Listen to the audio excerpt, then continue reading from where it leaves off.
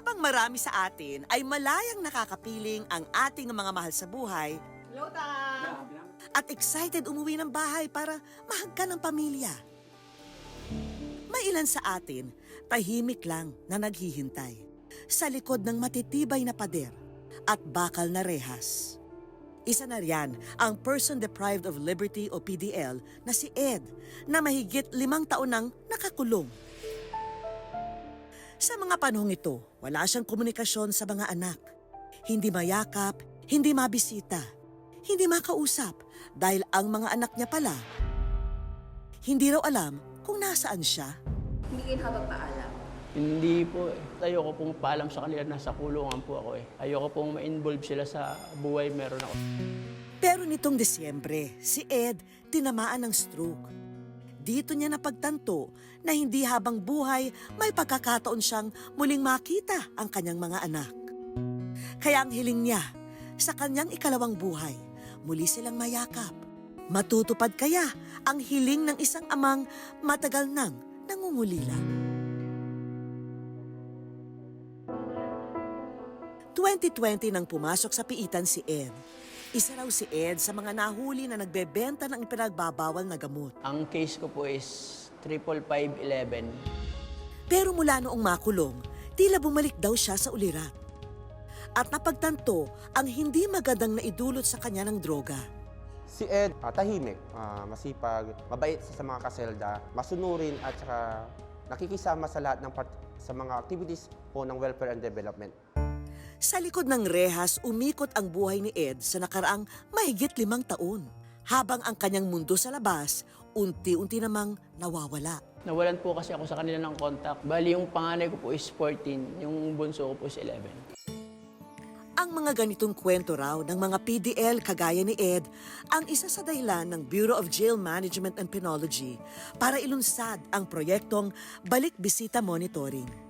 Kung saan yung mga PDL with good standing, walang infraction sa loob ng ating kulungan, na hindi nabibisita, ay tayo mismo ang sumusundo pupunta sa kanilang pamilya. Nabanggit niya sa akin na baka pwedeng isa siya sa maging beneficiary ng ating Balik Bisita Monitoring. Dahil dito, ang mga jail officer gumawa ng paraan para mahanap ang pamilya ni Ed. Dito nakilala ang kanyang dating kinakasama na si Beth, hindi niya tunay na pangalan. At ang matagal nang hindi nakikita ng mga anak, sina Mark at Angelo, hindi rin nila tunay na pangalan. Kwento nila, hindi 5, kundi higit pang taon nang huli nilang makita ang ama. Bali yung talagang total na 9. Yung hininto ko na yung communication namin. Kami nang iwan dahil sa bisyo. Ang tanging alaala na nga lang daw sa kanyang panganay. Mostly po yung mga laruan po dun sa bahay. Nilalaro lang po kami pag nasa bahay po siya. Panganay ko, yun po yung pinakamalapit sa akin. Pag Pasko, pinupuntahan po nila ako sa masambong pa po ako. Nalulungkot po. Kasi po di na po namin siya makikita. Samantala, ang kanyang bunsong anak, halos 1 taong gulang pa lang daw kasi ito nang huli siyang nakita. Hindi ko po sila subaybayan sa paglaki nila. Nawalan ako ng opportunity na ipakita yung pagiging daddy ko sa kanila.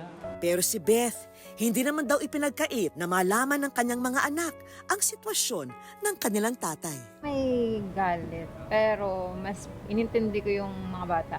Namimiss po siya kasi po wala po siya nandun para sa special days po namin. Sometimes po nagkaka-hope po ako na makikita po ulit namin siya. Hihingi ako ng tawad mo, tas sabihin ko kung gaano ako sila mahal. Laki ng pagkukulang ko sa kanila kasi. Mapapatawad pa kaya siya ng kanyang mga anak? At muli pa kaya niya silang makikita at mayayakap?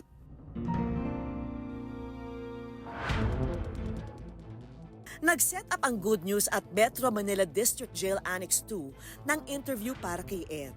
Ang kanyang akala, eto na ang katuparan ng kanyang hiling na muling makita ang mga anak sa tulong ng Balik Bisita Monitoring Program. Pero ang bad news, Yung preparation natin Pero ipa-contact pa rin Kung ang akala niya hindi na matutuloy ang kanilang pagkikita,